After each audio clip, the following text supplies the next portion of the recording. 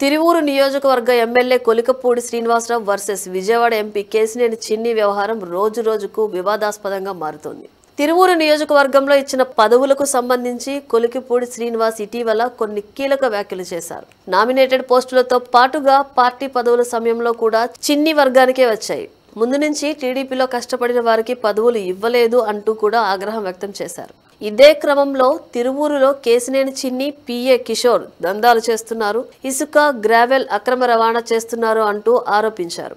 ఇక తాజాగా మరోసారి ఈ అంశంలో కొలికపూడి బాంబు పేల్చారు. వాట్సాప్ లో స్టేటస్ గా కొన్ని బ్యాంక్ స్టేట్మెంట్స్ లను కొలికపూడి పోస్ట్ చేశారు. తిరువూరు టికెట్ కోసం చిన్ని 5 కోట్ల రూపాయలు డిమాండ్ చేశారని, 2024 ఫిబ్రవరిలో 3 విడతలుగా 60 లక్షలు ఇచ్చాను అంటూ పోస్టు చేశారు.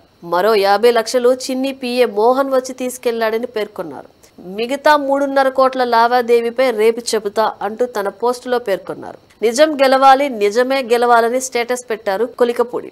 ఇక దీనిపై కేసినేని చిన్ని కౌంటర్ ఇచ్చారు. విజయవాడలో ఉత్సవం జేబులో డబ్బులు ఖర్చు చేసి నిర్వహించాను అని, గత 4 ఏళ్లుగా తిరువూరు నియోజకవర్గంలో ఎన్నో సేవా కార్యక్రమాలు చేశానని కామెంట్ చేశారు. అలాంటి తాను 5 లక్షలు 10 లక్షలు తీసుకుంటానా అంటూ మండిపడ్డారు. నేను డబ్బుకు ఆశపడే వాడిని కాను అంటూ క్లారిటీ ఇచ్చే ప్రయత్నం చేశారు. నేను కోవర్టులకు పదవులు ఇవ్వనని, నేను డబ్బుకు పదవులు ఇచ్చేవాడిని కాను, ఎవరి పంచన చేరారో అందరికీ తెలుసని మండిపడ్డారు. నాపై ఆరోపణలను ప్రజలు ఎప్పుడూ నమ్మరు.